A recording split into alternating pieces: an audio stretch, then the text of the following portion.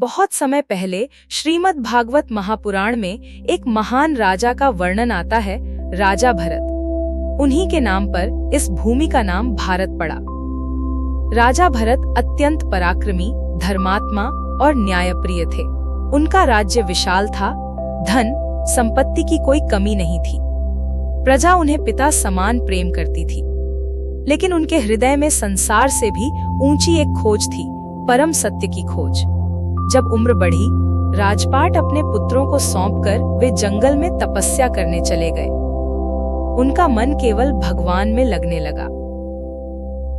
एक दिन नदी किनारे उन्होंने देखा कि एक गर्भवती हिरणी शेर की दहाड़ सुनकर भय से नदी में कूद गई।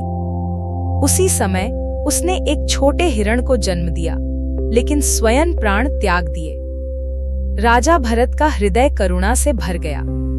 उन्होंने उस छोटे हिरण को अपने आश्रम में रख लिया। धीरे धीरे उनका मन भगवान से हटकर उस हिरण में अधिक लगने लगा। वे उसके खाने, सोने, घूमने की चिंता में डूब गए। समय बीतता गया।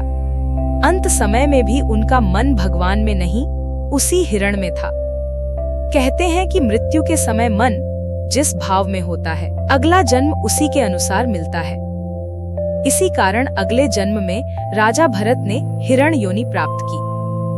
लेकिन उनके पूर्व जन्म की साधना इतनी गहरी थी कि हिरण रूप में भी उन्हें अपने पिछले जीवन का स्मरण था।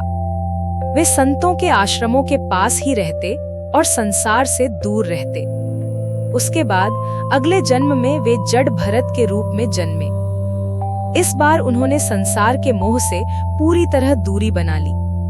लोग उन्हें मूर्ख समझते थे क्योंकि वे बहुत कम बोलते थे, लेकिन भीतर से वे पूर्ण ज्ञानी और आत्मज्ञानी थे। एक दिन राजा रहुगण ने उनका अपमान किया।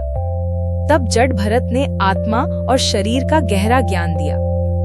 उनकी वाणी सुनकर राजा रहुगण का अहंकार टूट गया। इस कथा से क्या सीख मिलती है? मोह छोटा हो या बड़ा, वह साधना में बाधा बन सकता है। करुणा अच्छी है, लेकिन आसक्ति बंधन बन जाती है। मृत्यु के समय का अंतिम भाव अत्यंत महत्वपूर्ण माना गया है। सच्चा ज्ञान बाहरी रूप से नहीं, भीतर की चेतना से पहचाना जाता है। राजा भरत की कथा हमें सिखाती है कि संसार में रहते हुए भी मन को परम सत्य में स्थिर रखना ही वास्तविक योग है।